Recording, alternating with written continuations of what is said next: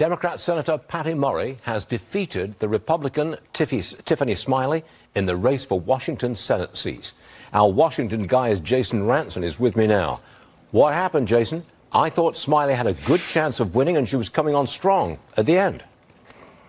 Yeah, a lot of people thought that as well. Unfortunately, what ended up happening is not enough people voted. Now, even though it's 43-57 right now, we do expect it to tighten over the course of the next day or so. We still have over 630,000 votes that haven't been cast that we know about. Remember, yesterday was the deadline up until 8 p.m. to even put it in the mail, so some of the ballots haven't even come in. So we do expect it to tighten. It's going to be very difficult for her to catch up.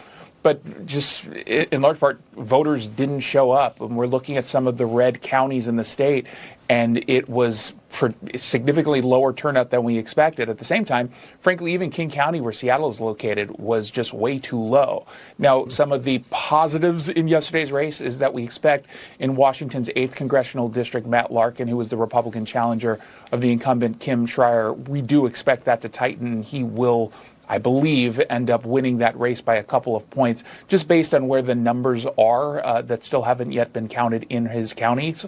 And then, of course, Joe Kent in Washington's 3rd congressional district, we think he's going to overcome the Democrat as well. So that wouldn't be a pickup for Republicans, but the numbers yesterday didn't look so well. Well, in the Patty Murray race, is there any reason that you can think of why the Republican voters just did not show up in numbers?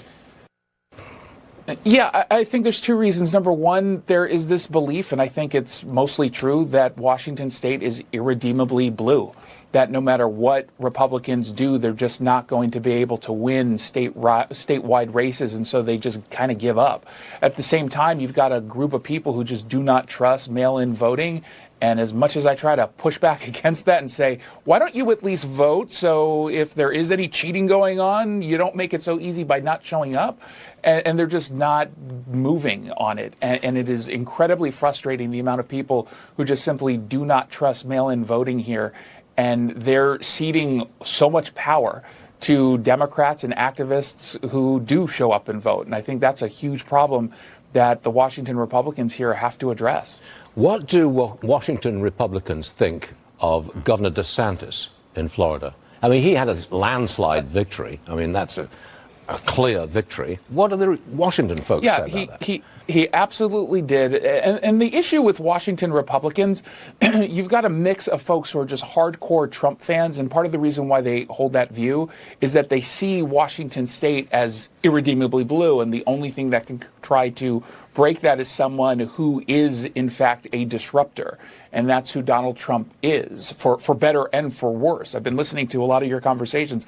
I agree with you. I think Ron DeSantis is the future of this party based on the results last night. Now, not all the results have come in, but I think pretty clearly he was a huge winner. And I think Donald Trump realizes that, and that's why he's been going on the offense against him just in the last week or so. I think it is a bad strategy, but it's a strategy I think we can expect from him. I think you're absolutely right. Jason Rantz, thanks very much for being here. We'll see you again real soon. Thank you, sir. Better check that market.